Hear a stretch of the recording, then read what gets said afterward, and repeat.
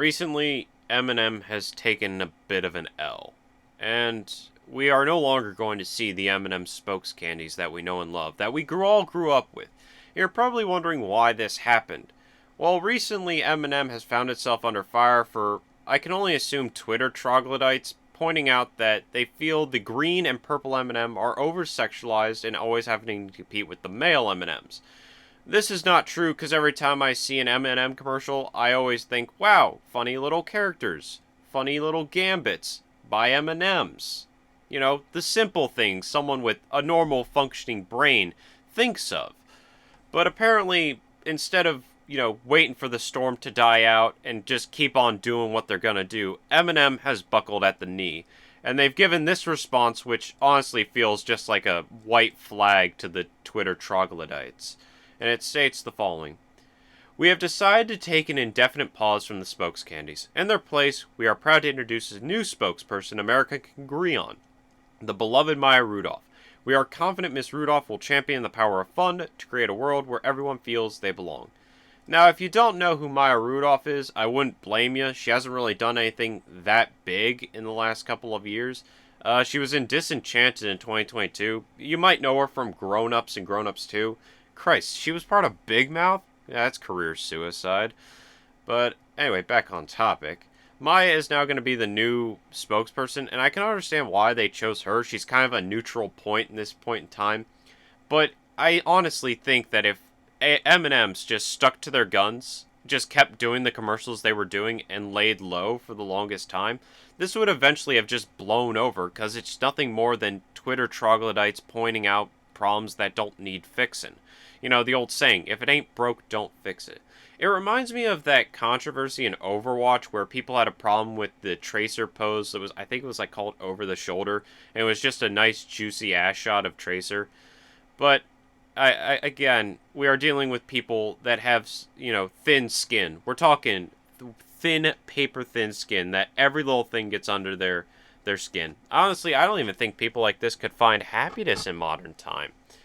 So now, I think if they just had gotten any spokesperson that wasn't, like, in heat right now, it would be a fine spokesperson. You know, Ryan Reynolds, Ben Affleck, Amy Powler, for one. Hell, you could have gotten, like, Mia Khalifa, the porn star, and people would have been fine with it. You know, anyone that it just isn't in heat. Anyone people can agree on.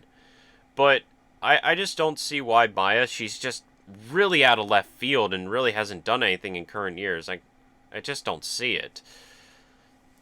But I feel like at some point the spokes candies will come back after, like, they have quote-unquote appeased the audience that honestly probably doesn't even buy M&Ms that much. I feel that if they had just ignored this, we would have had a scenario where there isn't enough people to bring down Big M&M. Big M&M would have still survived if they had just kept the spokes candies. Like, I feel if they had gotten, like, Bill Cosby, then yeah, Big M&M would have been taken down. If you had gotten, like, Kevin Spacey, Big M&M was done for. The ghost of Jeffrey Epstein. Bye-bye, Big M&M. But I hate this constant trend of corporations just buckling to, like, a couple hundred Twitter troglodytes that think they're crusading for the better good of mankind when they're just being complete and utter dumbasses. I hope that M&M at some point near in the future will bring back their line of spokes candies, because they're the ones I know and love. They're from my childhood. They're the ones I trust to support M&Ms. But as this unfolds, I do have one thing for a great comeback for M&M.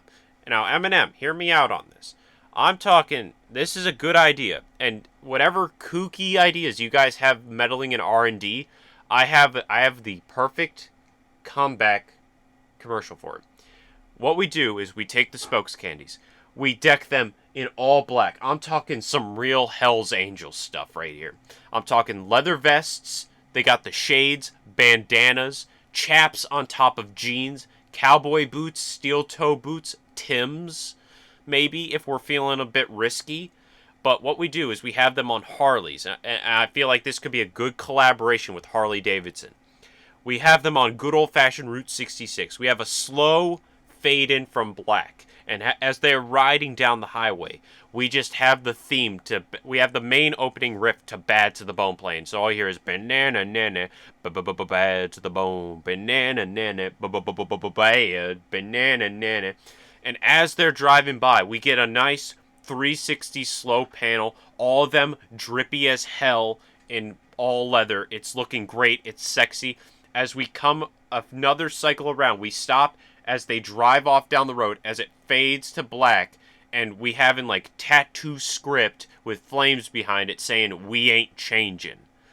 Honestly, this is a beautiful idea. All I ask for compensation? Exposure. That's all I'll ask for.